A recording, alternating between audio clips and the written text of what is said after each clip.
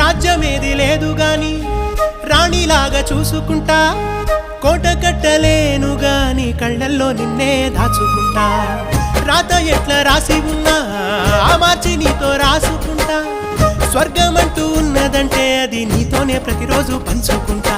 నిన్ను గన్న మీ నాన్న కన్నా అల్లారు ముద్దుగా సాదుకుంటా. నీకు కోపం వస్తే కొంత దూరం ఉంటా, నువ్వు గీత గీస్తే నేను దాటనంట. కంట నీరు కంటి రెప్ప దాటకుండా కాటుకై కావలుంటా. రాంబాయి నీ మీద నాకు మనసాయనే, ఏనాడు నిన్ను వీడిపోని నీడైతనే.